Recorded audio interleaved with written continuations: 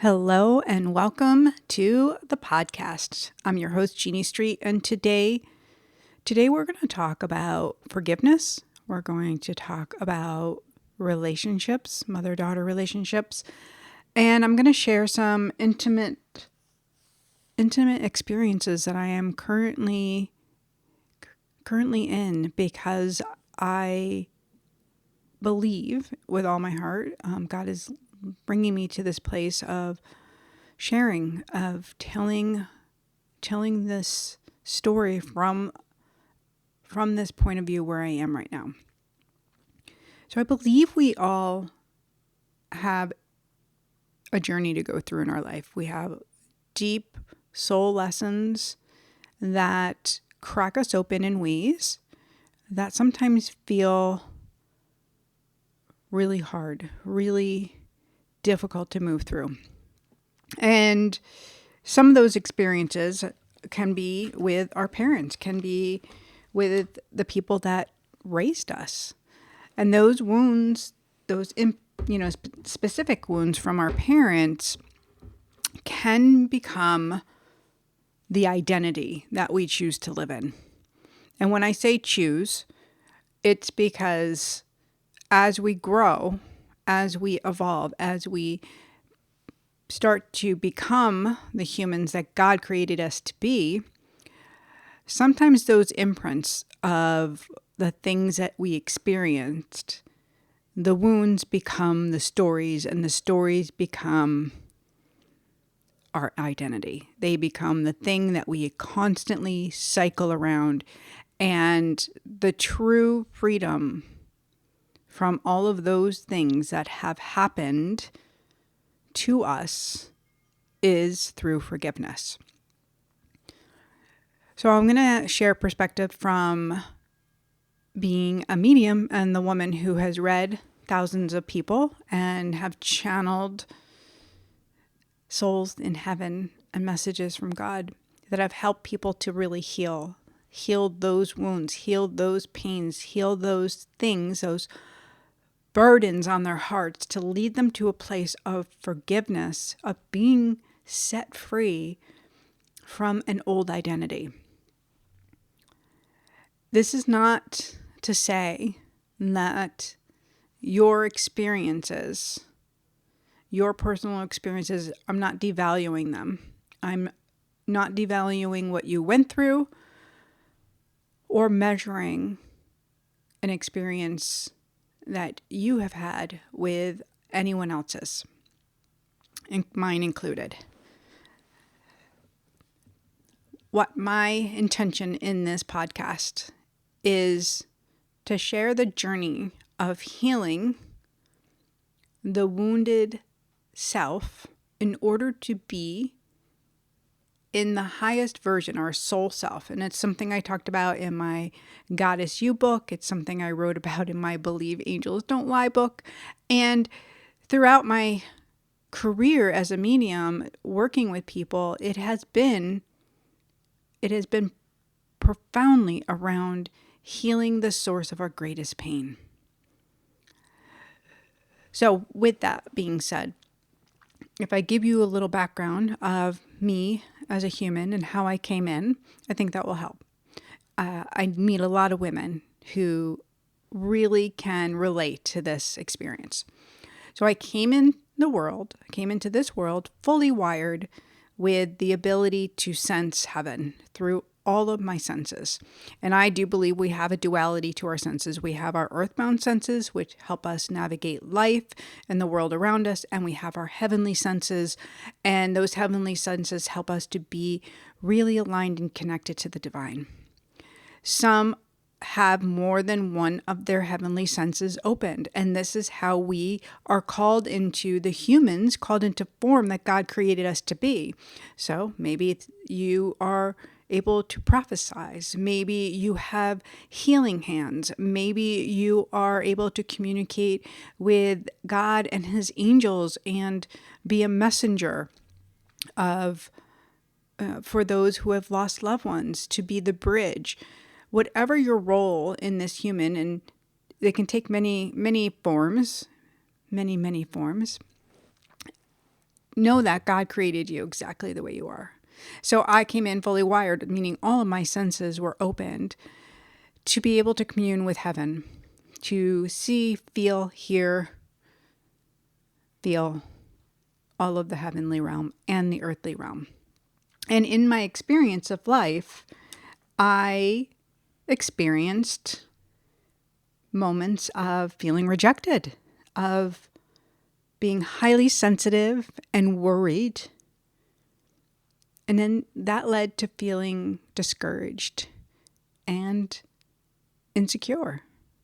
And so while I had all of these gifts wired open, what I did as a child was I used my gifts to read the energy around my mom, around our home, and around teachers, around people that I was with in order to feel if I was going to be safe. Now, the experiences I had as a child are a lot like other people's experiences. It wasn't all fun and games. That being said, as we grow and as we evolve, we can take a circumstance and an experience and we can go to therapy. We can do the work in order to find the healing, to work through that emotion, get to the feeling, work through the emotion so that we have the healing. I recently heard this woman talk about our emotional wounds like a scab. And I thought this was really fascinating, right? Because it just envision an emotional wound as a scab, but it never goes away. It never goes away until you get to the story, which is the true feeling, and you feel it all the way out. It's not about reliving it, but it is about feeling. So if we aren't doing the work to look at the emotional wound, to go to the feeling, not to the storyline, in order so that we have freedom which comes through forgiveness. Forgiveness comes from that place in our heart, that willingness to release what we no longer want to carry or hold against another person. So how do we do that? How do we forgive someone who's hurt us immensely, who's created and shaped us and left us with, a wound, left us with something to work through?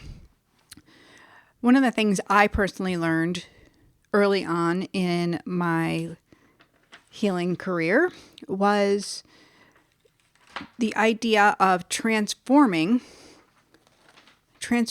what I thought, taking the stories that my brain was shooting off, was creating a lifetime movie around something that was happening around the person who hurt me, or something that, was leading me back to that wound.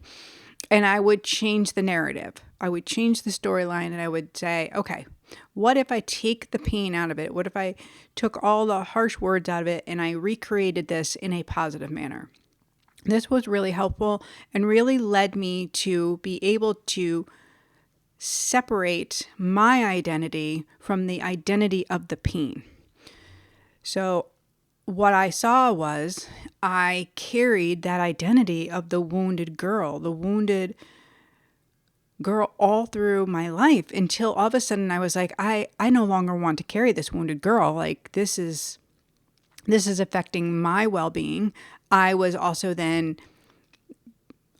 becoming a parent that I didn't want to be, because this is what happens when you are living out the generational trauma, or you're living out the things that are coming into this life to heal, right? God calls us to a healing, right? So I knew that God was calling us into a healing, not just with my mom, but in our family, and through the experiences that she had and through the experiences that other relatives had. I knew that there was a bigger mission here than I really could understand.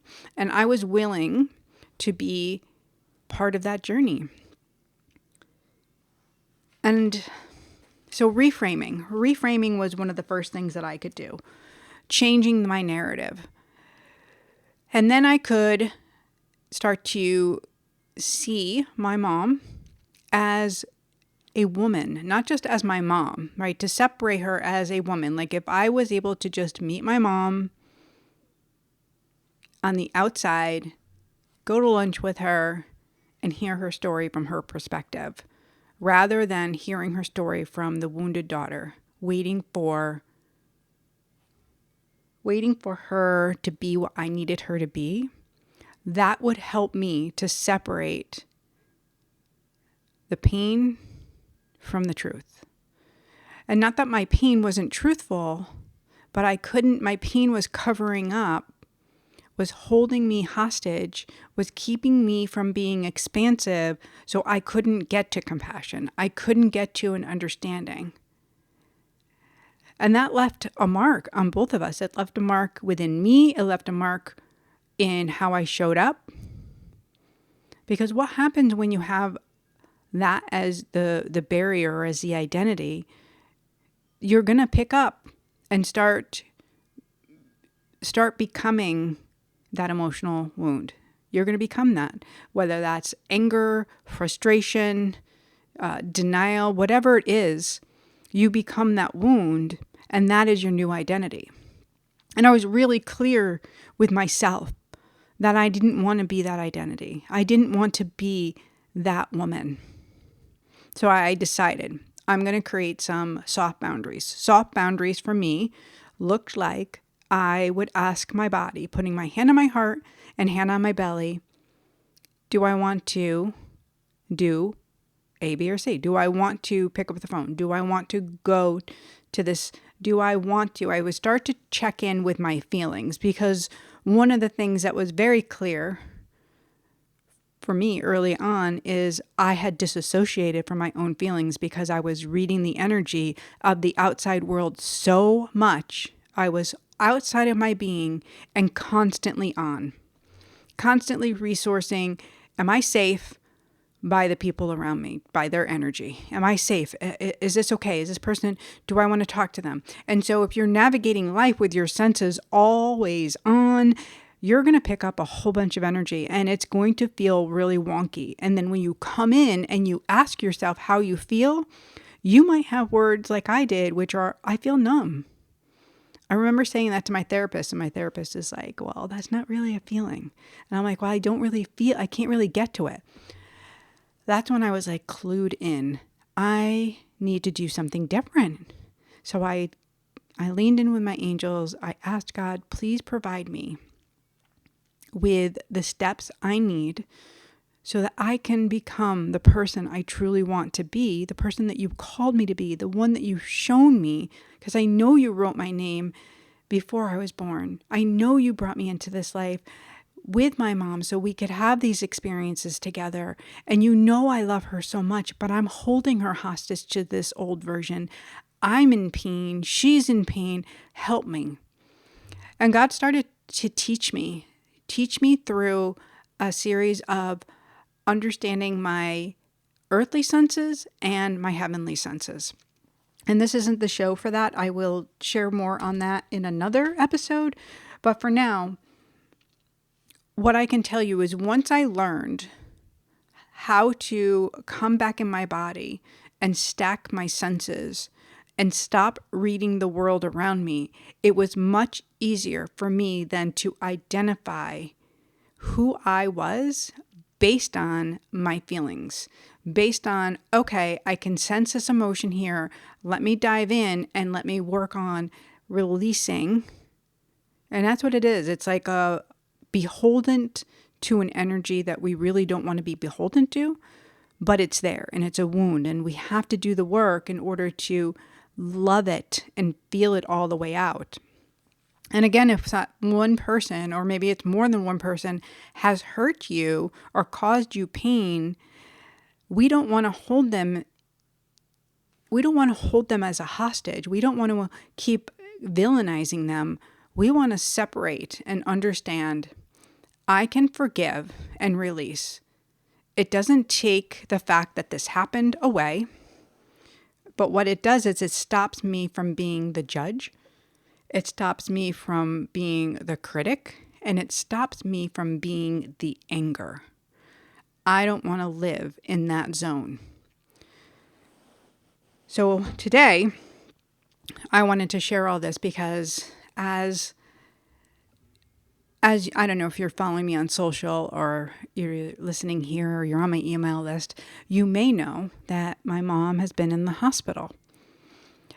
So 30 days ago, or 31 days ago now, my mom went into the hospital. She thought she was having a heart attack, and it turned out that she had a UTI and AFib.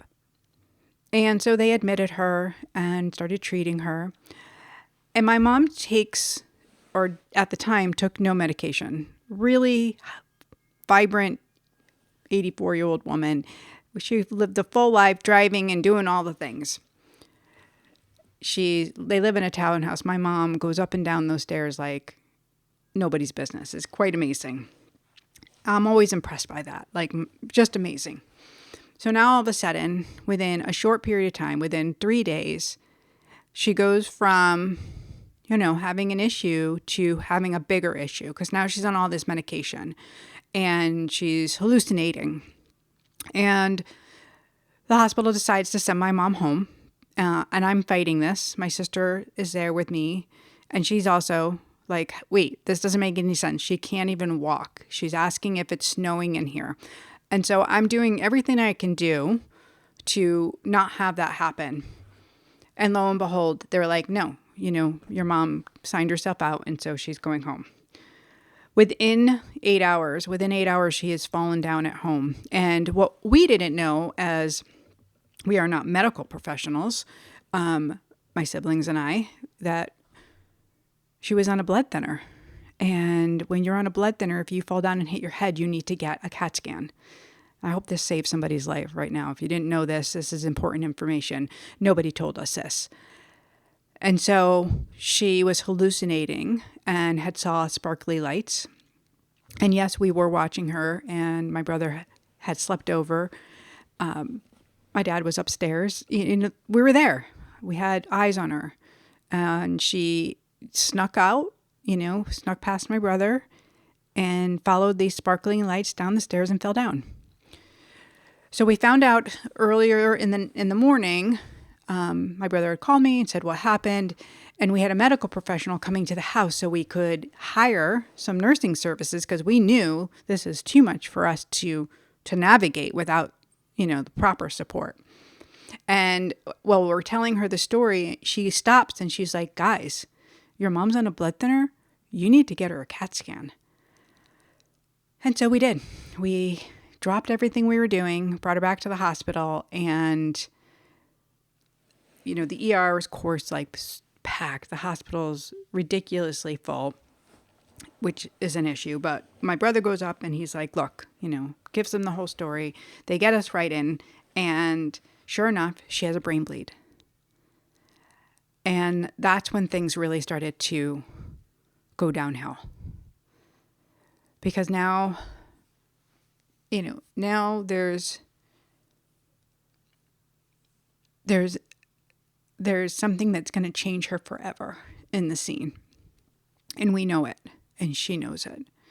And even though she was still hallucinating and still having some cognitive issues, they were nothing compared to what they are now.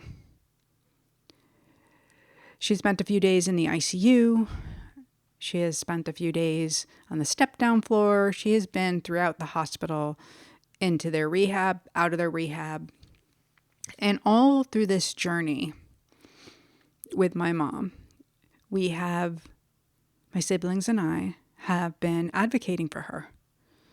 And my dad as well. We've been advocating for him, caring for him in a way. I mean, he's capable of doing things on his own, absolutely. But he's 85, and this is a ginormous thing. His wife, their life is totally different. And, we all need support, so we're supporting each other. That's what we're doing. But my mom really, she really needs us to advocate for her, which in the beginning annoyed her. Even though she didn't know, she really had no grasp on her short-term memory. And so she didn't even know why she was there. Some of the childhood stuff was coming up because she was pulling that identity back in of the authority mother. The authority mother, you do as I say, you take me out of this hospital and bring me home, and you do it now. And so I'll speak from my perspective. I was a little triggered at first with some of the things that were popping up. And so I knew I had to go and do my own work with this. My own work with, okay, am I showing up as the person I want to with my mom? Am I showing up because I want to? Or am I doing this out of duty? I had to do a lot of self check-in, and I'm still doing that. I'll tell you that. Like, that is my work. It's like to put my hand on my heart and hand on my belly and to ask, to really resource from within. Have I started reading the room because that's familiar? Yeah. So I've had to come in. I've had to take moments where I walk away and take those deep cleansing breaths. And I have to say, at this hospital where my mom is, they have an amazing caregiver center. And they have little private spaces, and they have a private room too that you can go in. And the people that I don't know if they work there or volunteer there, whatever, they're so freaking nice. Like, they're just genuinely asking questions, and not just because it's their job. You can tell they really care, and their responses. And so it's like having a conversation and having somebody hear you and what you're going through in order to help you land back in. And that's what I can say. It's like landing back in, scooping the parts of me back up that need to be scooped up and cared for.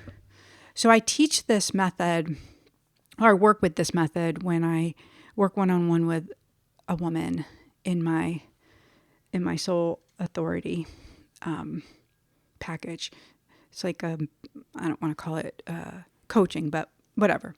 So it's my one-on-one session, and typically the women that come in are so sensitive. They're like amazing women, and they have these beautiful gifts, and they're stuck in old identities. They move from one version of themselves. They know who they are, but then they all of a sudden pop into a younger version. And this is so familiar for me, so I'm brilliant at this. I'm so brilliant at this because I can see when it happens. So my angels taught me this method, and I call it the Soul Fragment Method. And I'll share it with you. It's pretty easy to do.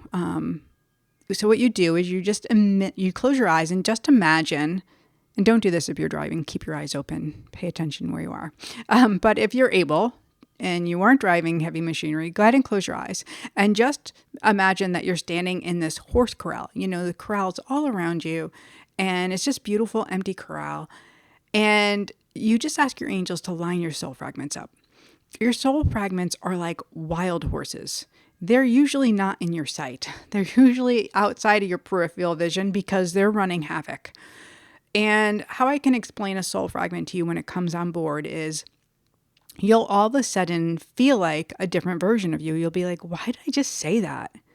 Why am I even like wearing this outfit? Because you'll move through life and pop out of your authority version into these soul fragments, because when you have a long life of experiencing trauma, pain, or circumstances that require you to read the energy, to readjust yourself to fit in, to lower your frequency in order to be safe.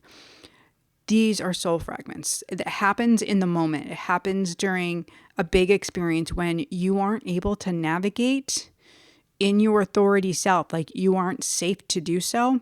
So a piece of your soul stays in that same time zone and doesn't evolve, but you evolve.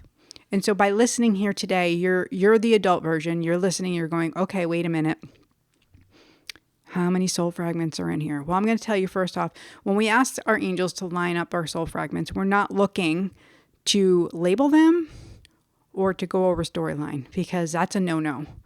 When you have a lot of soul fragments on board and you're energy sensitive, if you start going into storylines, then you're going to be in the emotional wounding and you won't be able to get to the deep feeling to heal. It just won't happen. You'll be round robin, you'll be cycling, and you won't be able to go anywhere. So this is why my angels taught me this specific method. So they line them up, oldest to youngest, and all we might see are tops of heads. You might even just sense a line, like a clear straight line in front of you, like, I feel forward. It's a really beautiful experience. And from that point of view, from that is where I can lead women back to their authentic soul self, their true identity. Because we all have that within our reach. We all have been given a sight, a knowing with God that He's called us into this life to do specific things, to serve and to shine. But if we're hiding, or if our pain has become our identity, then we aren't able to do the things that we know God has called us to do. And that leads us to more frustration. It amplifies the negative and starts pushing down and away all of who we are. So that's where I want to land today. I just want to land right here, and I have more to share. But for today, I want to land with our soul fragments, our choice and also in changing the dialogue in our head, changing the storyline. Because when we want to move to forgiveness, we have to be willing to see past, to go past these things in order to release the feelings that are holding us beholden to the pain. We don't want to villainize the person who hurt us. We want to be in compassion.